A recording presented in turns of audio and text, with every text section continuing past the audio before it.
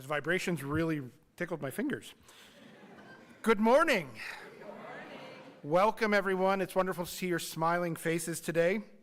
Those of you with us in the sanctuary and those of you joining us from home, whoever you are, whomever you love, however you identify, whatever yearning for hope brings you here today, we are glad to be together. I am Joe Penno, your worship associate. I am a medium height, stocky guy, bald guy with a whitening beard these days. Joining me on the chancel this morning is our lead minister, Reverend Audette. Dr. Les and our amazing choir will be providing our music this morning, and the unflappable Simon Jacobs is handling our tech. We are also grateful to everyone who lends a helping hand, from our ushers and greeters, our coffee and cleanup sages, our faith formation collaborators, and everyone who keeps this place humming. None of this is possible without working together, with love at the center of all we do. But now, I want to invite you to take a moment to please unwrap any candies, check your cell phones and watches, and make sure they're silenced for this hour that we set aside just to be here together, and welcome this gift of music from our amazing choir.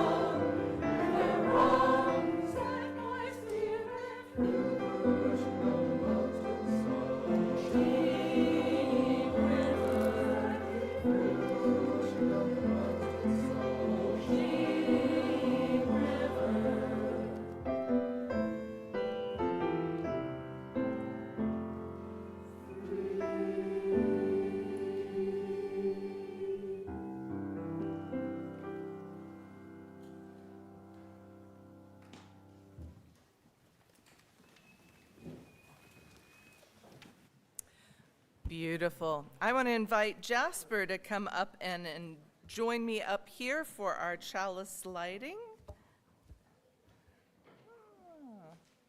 Here we go.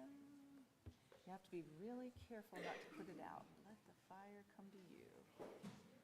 All right. That's what we were looking at. Here we go. Come here. I can help you out. Okay. There we go. It's going to pop, remember? There we go.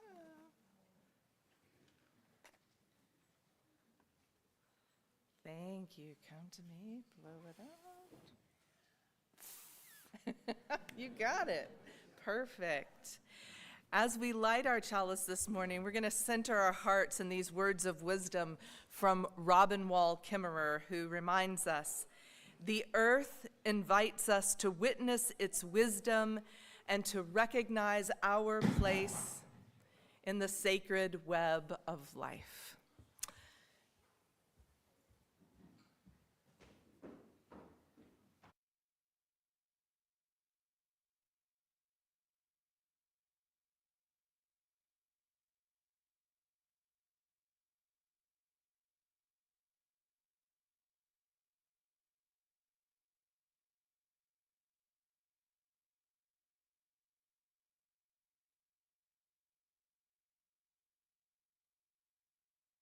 Hello. See? Magic touch. Magic touch, right? So what we're going to do today is when we sing together, we're going to sing two songs from the Oneida tradition. And this first one, they are both chants, and so they're easy to catch up with, but we are going to have the words on the screen. I'm going to lead. The choir has been practicing these, so we just invite you to just rest your bodies. These chants should take over your whole body at some point, and you just join in when you feel it in your body, okay? This is called the four-legged ones. Guya heya wine, Guya heya wine, Guya heya wine, Guya heya wine, Guya heya wine, Guya heya wine, Guya heya wine, Guya heya wine, Guya heya wine, Guya heya wine, Guya heya wine, Guya heya wine, Guya heya wine, Guya heya wine, Guya heya wine, hi-yo, ho.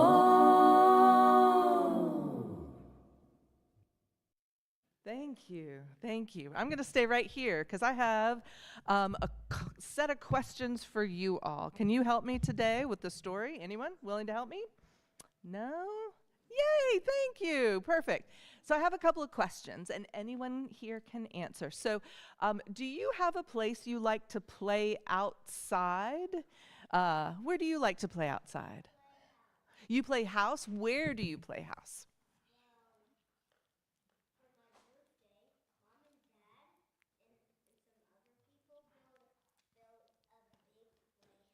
Playhouse in your yard, right? It's in your yard. Beautiful. Did you hear? Birthday present, a wonderful play place in the yard. That's amazing. Yeah, so it's outside. How about somebody else? Where do you like to be outside? Soccer, on the soccer field, right? Deck. It's a soccer deck. Is there any grass or trees or anything nearby, or is it not that? No, it's just like there's some grass below and just the deck. And just the deck. Gotcha. Near our house. How about anyone else where do you like to play outside? In the lake. In the lake or by the lake? So you like to swim?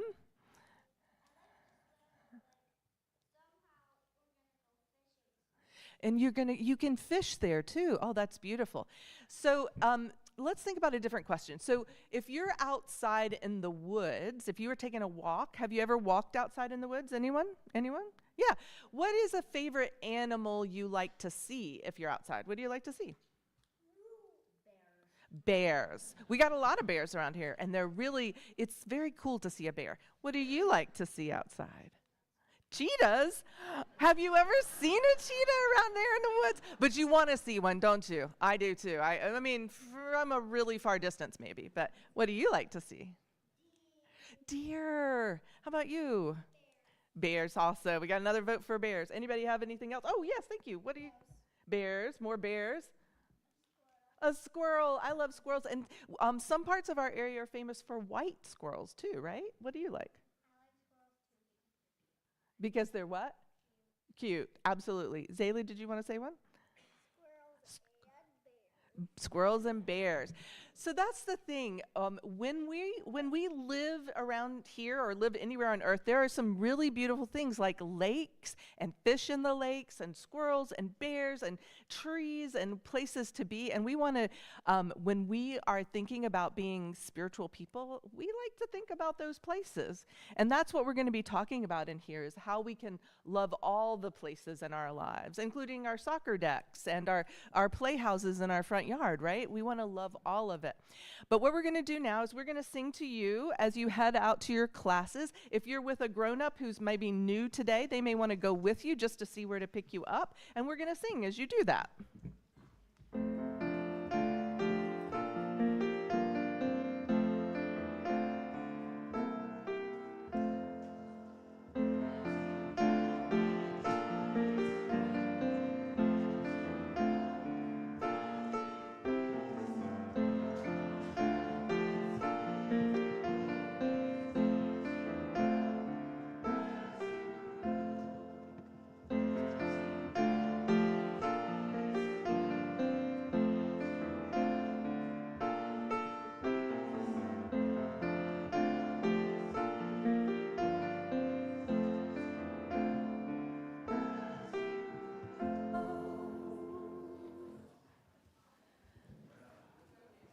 We're going to take just a second.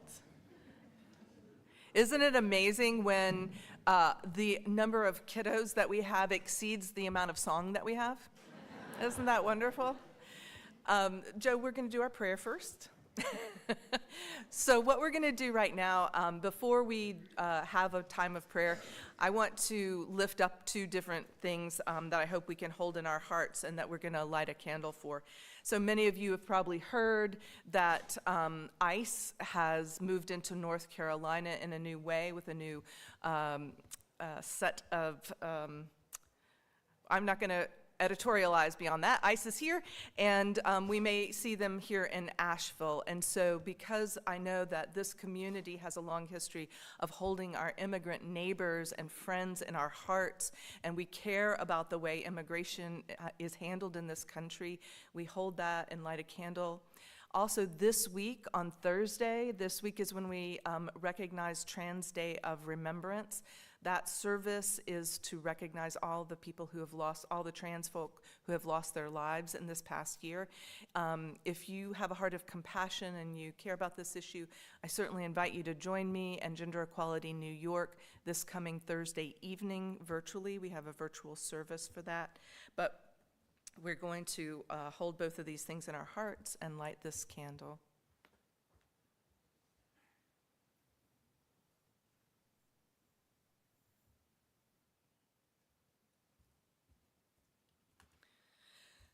But now, as a time of prayer, we're going to use a version of the Haudenosaunee Thanksgiving prayer today, and it has a beautiful set of images to go with it. So settle your hearts for this prayer of thanksgiving. Greetings and thanks to each other as people. To the earth, mother of all, greetings and thanks. To all the waters, waterfalls, and rain, rivers and oceans, greetings and thanks. To all the fish life, greetings and thanks. The grains and greens, beans and berries, as one, we send thanks to food plants. Medicine herbs of the world and their keepers, greetings and thanks.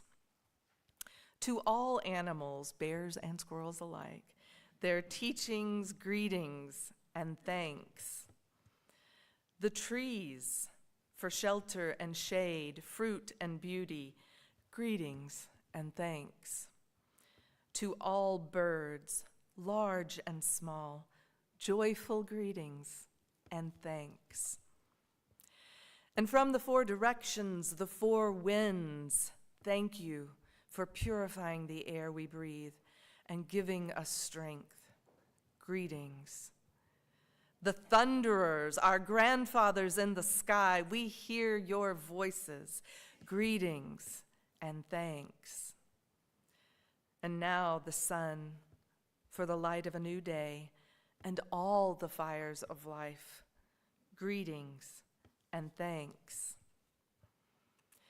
To our oldest grandmother, the moon, leader of women all over the world, and the stars for their mystery, beauty, and guidance, greetings and thanks.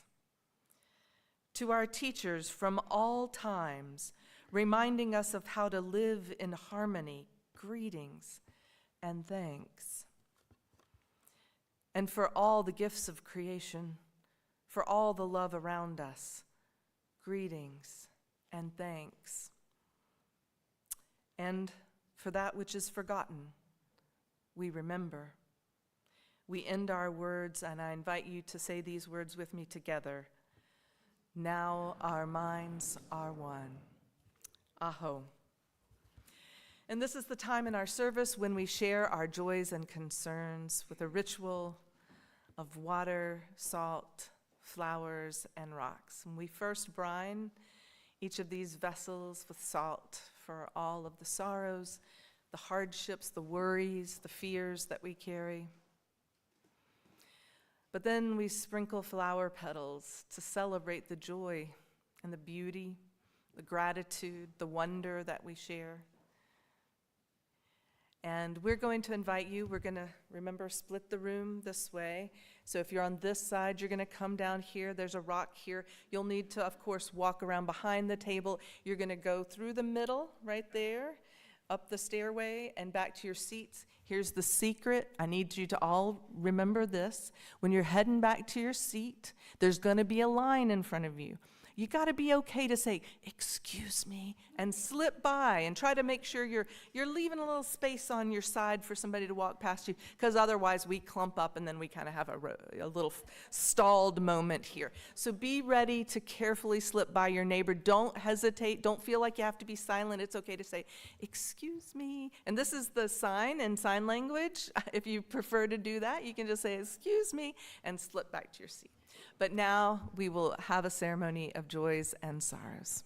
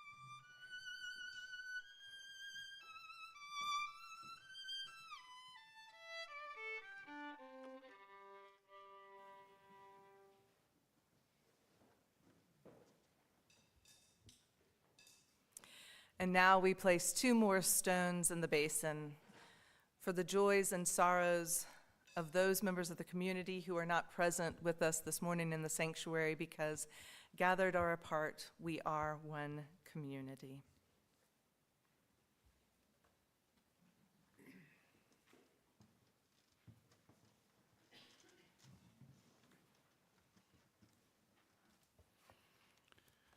This morning, Reverend Audette has provided us a reading from The Serviceberry by Robin Wall Kimmerer.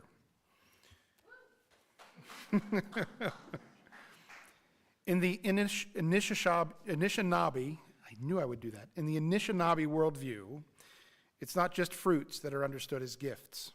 Rather, all of the sustenance that the land provides, from fish to firewood, everything that makes our lives possible, the splints for baskets, roots for medicines, the trees whose bodies make our homes, and the pages of our books, is provided by the lives of more than just human beings. This is always true whether it's harvested directly from the forest or whether it's mediated by commerce and harvested from the shelves of a store. It all comes from the earth. When we speak of these things, these not as things or natural resources or commodities, but as gifts, our whole relationship to the natural world changes. In a traditional Anishinaabe economy, the land is the source of all goods and services which are distributed in a kind of gift exchange. One life is given in support of another. The focus is on supporting the good of the people, not only an individual. Receiving a gift from the land is coupled to attached responsibilities of sharing, respect, reciprocity, and gratitude, of which you will be reminded. This kind of gratitude is so much more than a polite thank you, not an automatic ritual of manners, but a recognition of indebtedness that can stop you in your tracks. It brings you the realization that your life is nurtured from the body of Mother Earth.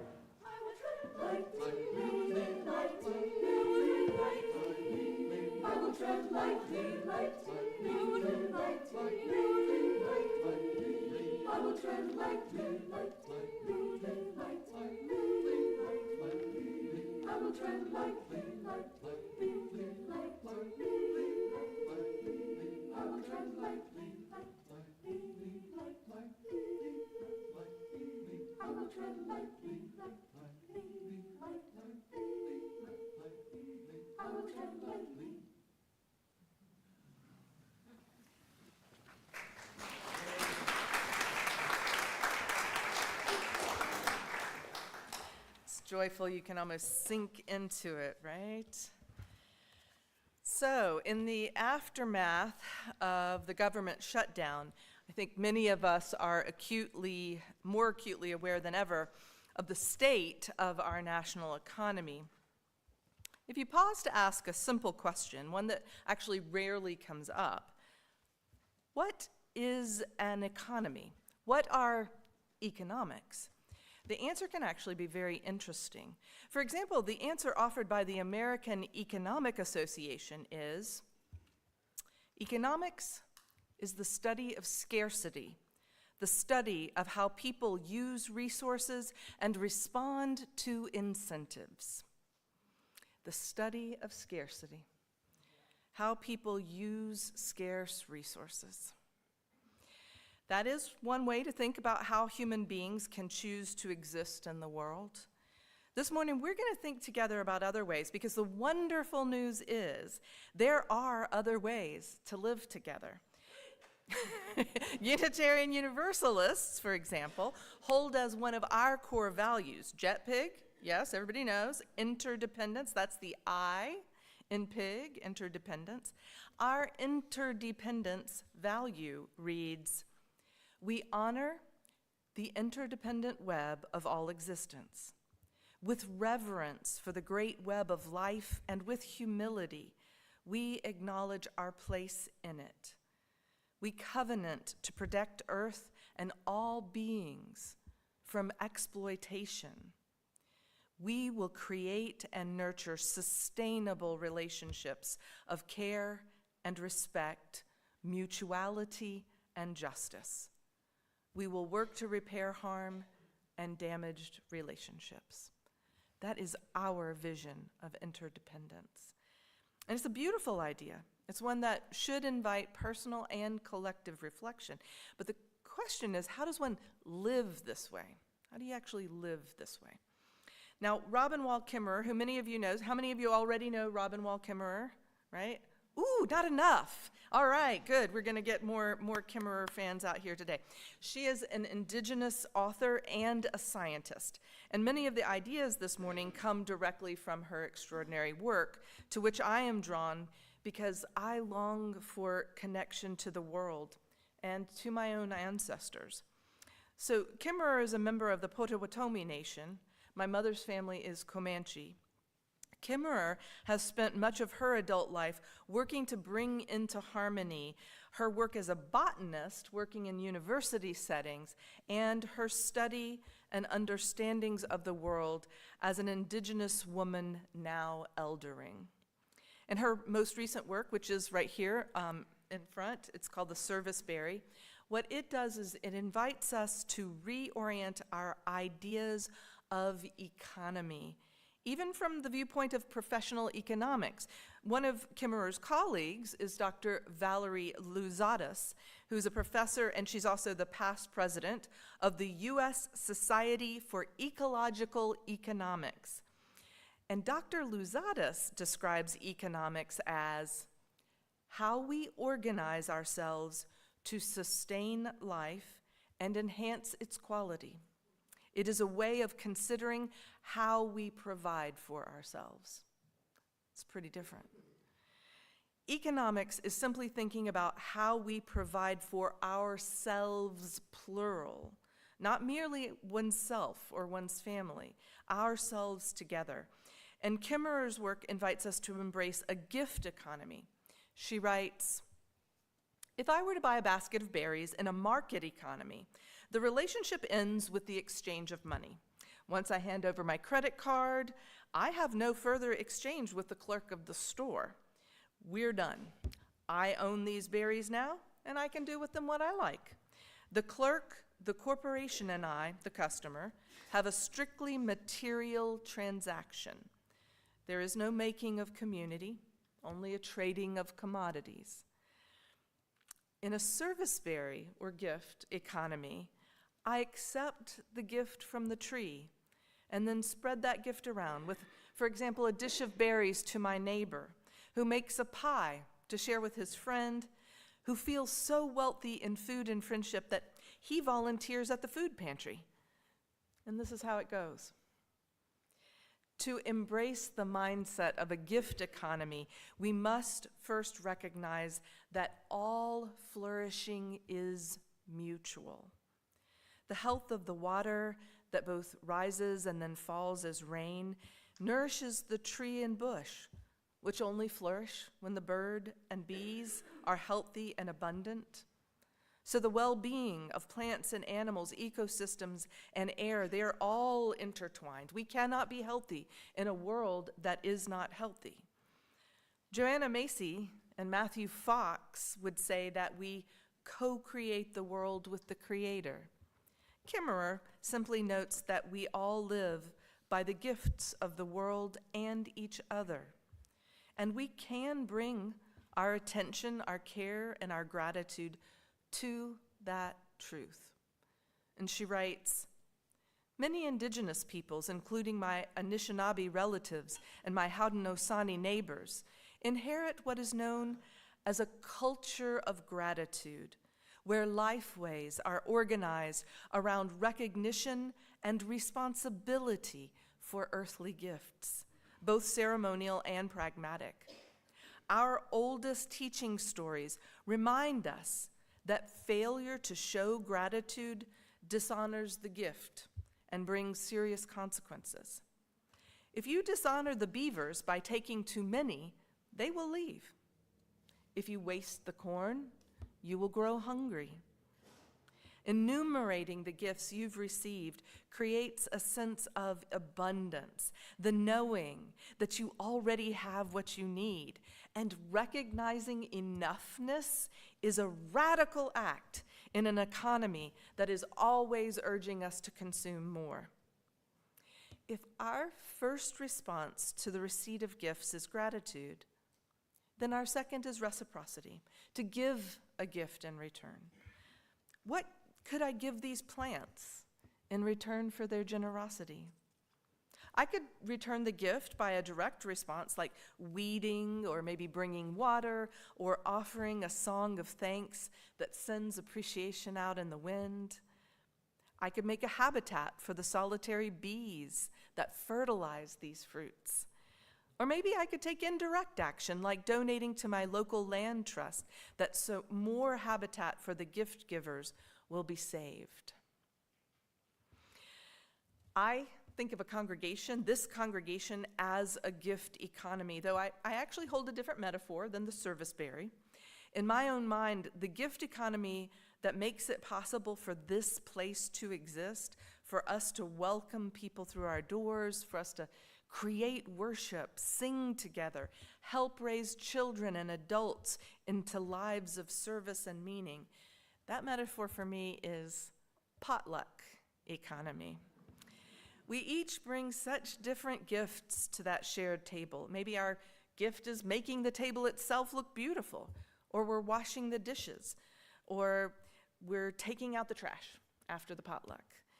Others bring a salad or a broccoli casserole, baked dessert, venison.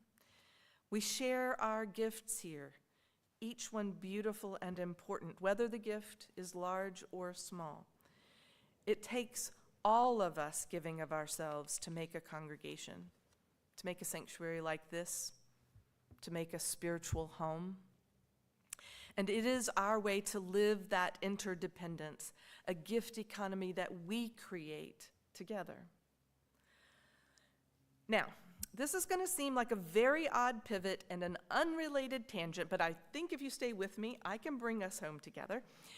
So, I have been playing tabletop Dungeons and Dragons since the 1980s. And you see how this all comes together, I think, right? I was a very early adopter, especially as a girl at the time. This was before the Satanic Panic, which should have given us a little bit of insight into the time that we live in right now, when common delusions are very popular.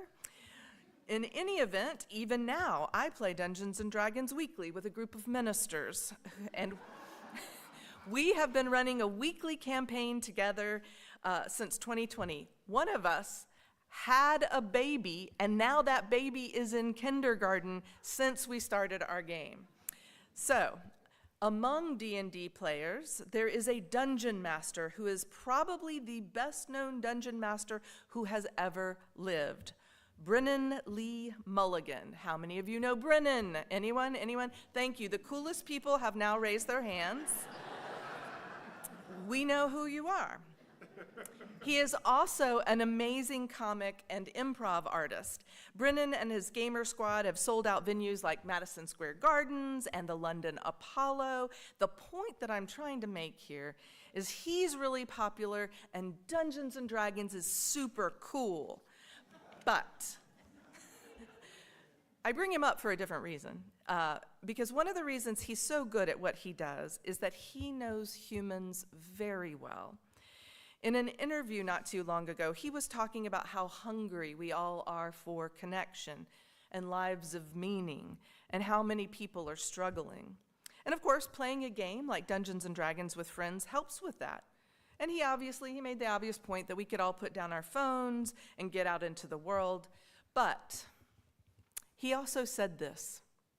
He said, "We have to remember that friendship comes at the cost of convenience." Friendship comes at the cost of convenience.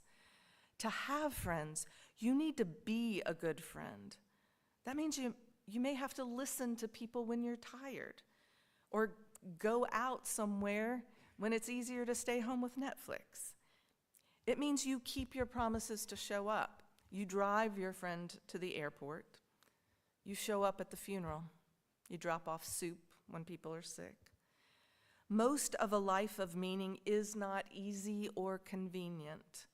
It asks us to be grateful for what we receive, to be generous in our forms of reciprocity with all of life, from our friendships to the plants and animals that give us life, to the air that we breathe and the communities that sustain us. Kimmerer writes, "Gratitude and reciprocity are the currency of a gift economy, and they have the remarkable property of multiplying with every exchange, their energy concentrating as they pass from hand to hand, a truly renewable resource." When I speak about reciprocity as a relationship, let me be clear. I don't mean a bilateral exchange in which an obligation is incurred and then it can be discharged with a reciprocal payment. I mean keeping the gift in motion in a way that is open and diffuse, so that the gift does not accumulate and stagnate, but keeps moving like the gift of berries through an ecosystem. We live in a time when we share this earth with the first trillionaire, and 8 people on this planet own more than half of the world's entire wealth. That is the opposite of a gift economy. It is disgusting. A gift economy has gifts in motion. But a place like UU Asheville, with people who show up and believe in interdependence, who share a potluck gift economy, that is how you live love. That is what changes things. That's how we can build something better for the children of all species, for all time. So this is what I wish for you as we head into a season meant to invite us into sharing, into gratitude, considering gifts, that you see the world around you and yourself within it as a gift of grace, unearned, beautiful, and wild. That you find the peace within yourself to sit and reflect deeply on what gives your life meaning, who you love, what you share, what we owe each other, and this wonderful world that we have brought into great risk. That you find ways to live as if everything we receive and are able to share is a gift, and that you yourself are a gift. And that you return here again and again to help our potluck-style gift economy keep growing for years to come. Amen, Ashe, blessed be, Aho. We're singing together, right? Huh? Good. Because I'm not looking at my sheets, so. So we're going to sing again. This one is a little longer, has a few more words, but again, it repeats very consistently. It's just a set of repeated words. You'll find a way to sink into it. The choir will be bolstering us as well. And let your body feel this chant all the way through you. I am your friend. Away, hey, away, away, away, away, Guya, away, yo way ho, yo way ho, way ho. Away, hey, away, away, away, away, Guya, away, yo way ho, yo way ho, way ho. Away, away, away, away, Guya, away, yo way ho, yo way ho, way ho.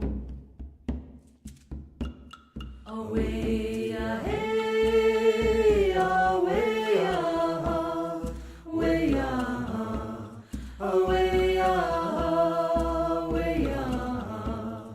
Guya, away, yo way ho, yo way ho, way ho. Away, away, away, away, Guya, away, yo way ho, yo way ho, way ho. Away, hey, away, away, away, away, Guya, away, yo way ho, yo way ho, way ho. Away, away, away, away, Guya, away, yo way ho, yo way ho, way ho. Away, hey, away, away, away, away, Guya, away, yo way ho, yo way ho, way ho. Away, away, away, away, Guya, away, yo way ho, yo way ho, way ho.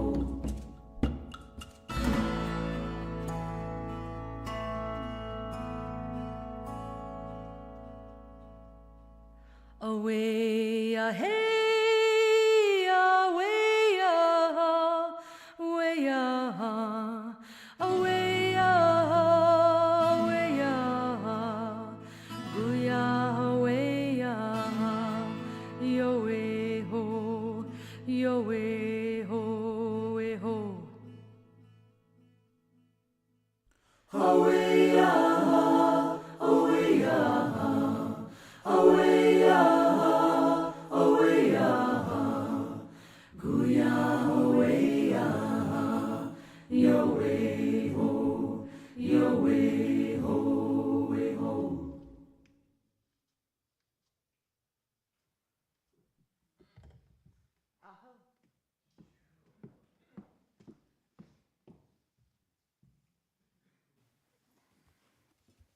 We've come to my favorite time of services every week, and that's the work that we do as a congregation. And the first part of this is inviting our visitors who are here today to stand up and introduce yourselves. We'd like to know who you are and where you're from. So if we've got some ushers that are going to walk around with microphones, so if you want to introduce yourself, just stand up and they'll come find you.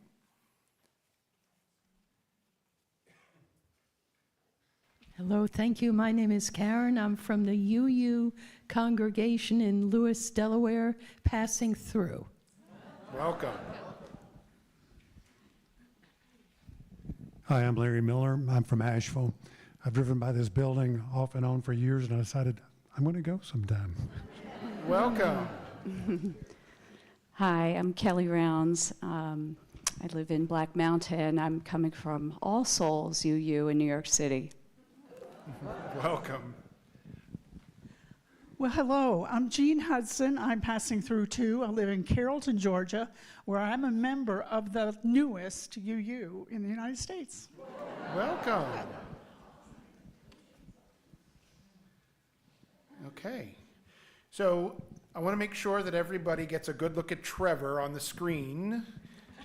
He's not always going to pop in anymore, but he's right there. You can wave to him. We have a lovely picture. There he is. Thank you.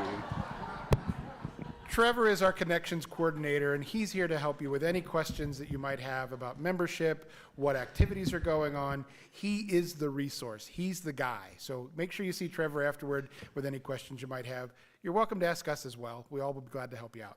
All right? Our announcements are on slides at the beginning of the service. If you missed them, refer to Thursday's weekly e-news, as everything is described there. If you do not receive the e-news, we can certainly get you signed up for that. You can email us at information@uuasheville.org, or you can see one of us to help you out, and we'll get you signed up for that as well. We have two quick special announcements today. So next Sunday, the craft fair is happening in Sandberg Hall after both services. Be sure to bring cash and checks because several of the vendors cannot take cards. As Unitarian Universalists, why can't I talk today? Unitarian Universalists teach our kids so many good habits, brushing and flossing and caring for the planet. But many of us don't feel financially savvy enough to teach kids the most basic stuff about money.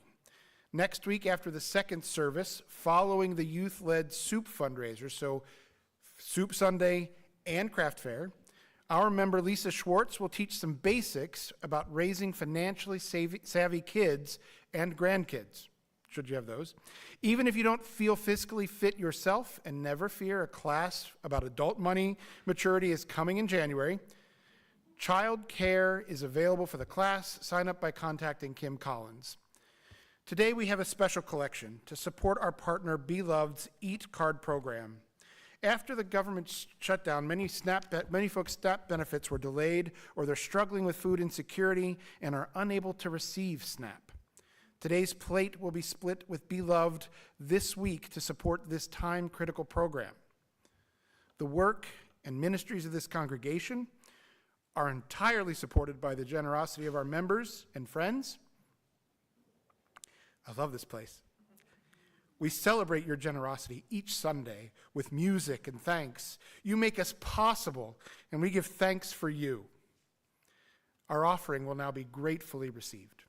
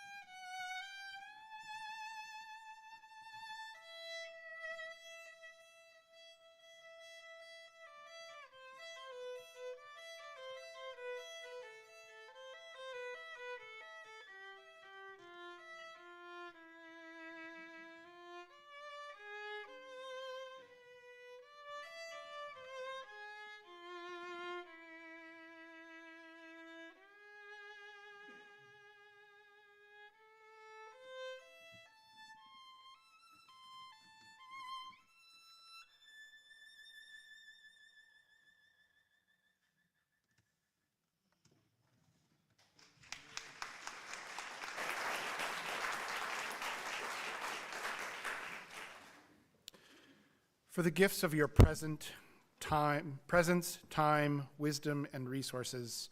We are eternally grateful.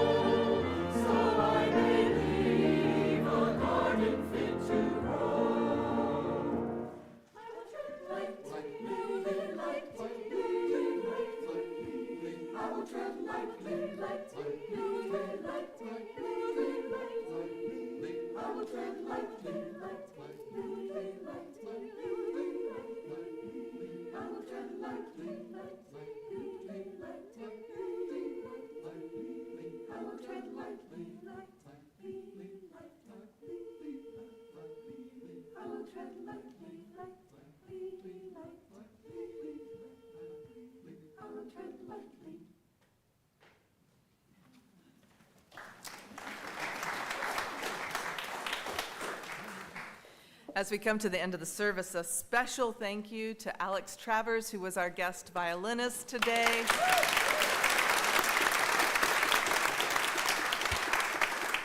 And as always, to Dr. Les and the choir for the gifts of music that they share with us. I want to invite, yes, you can clap for that. I want to invite you now, if you will, to rise to the peak of your physical or spiritual stature as you're willing and able to do so. Just a small blessing for you before we sing our closing song. We are part of the living web of life, not separate from it. May we go forth with eyes to see and a heart to cherish all of life, including our own. Let us sing.